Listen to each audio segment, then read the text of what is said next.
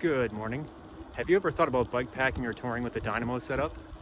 On today's video, I'm going to be discussing 6 considerations that you might want to think about if you're thinking about making the investment. Hopefully this video is useful for you for making a decision if you want to invest in a dynamo setup. Thanks for watching.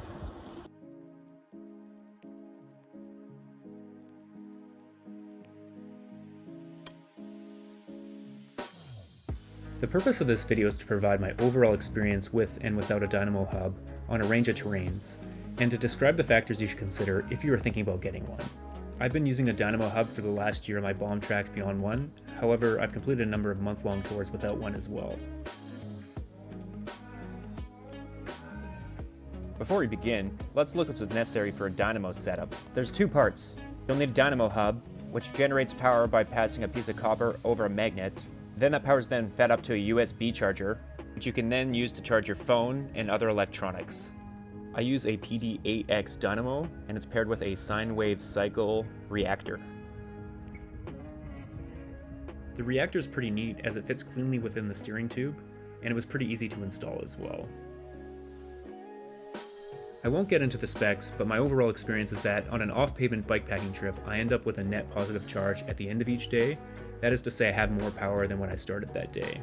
I found I won't get a charge moving below speeds of about 10 kilometers an hour, which is common on very steep climbs around 10 to 12% grade, as well as when I'm on rough terrain like logging roads that are in particularly bad shape.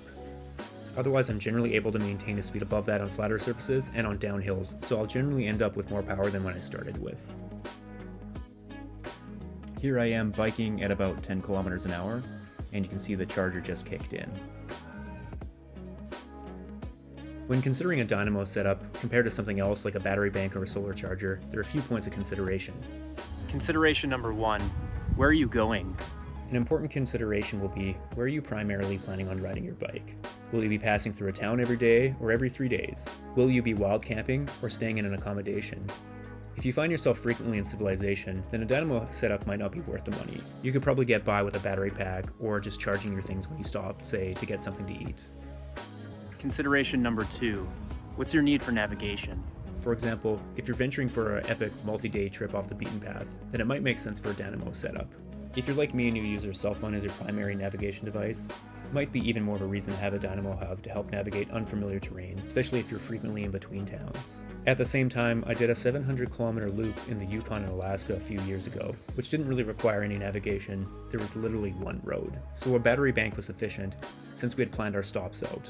If you're going off-road, you need navigation, and civilization is far in between, then a dynamo hub might be right for you. The third consideration, how many devices will you be charging?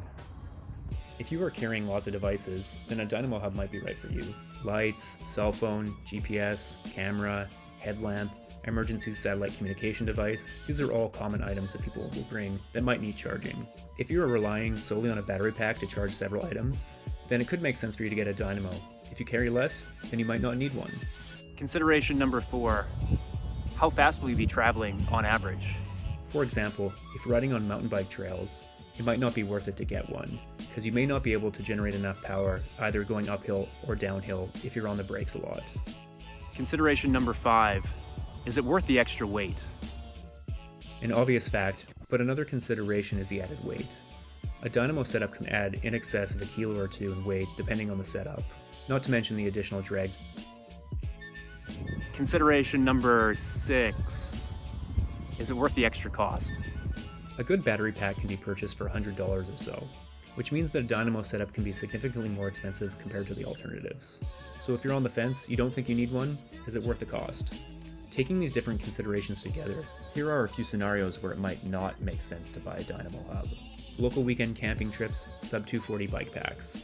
If you're mostly heading out for short weekend camping trips to a serviced or non-service campsite, then a dynamo setup might not be for you. You could probably get by fine with a battery pack since the trip is relatively short, even if you're going on terrain that might need lots of navigation. Mountain bike focused bikepacking adventures.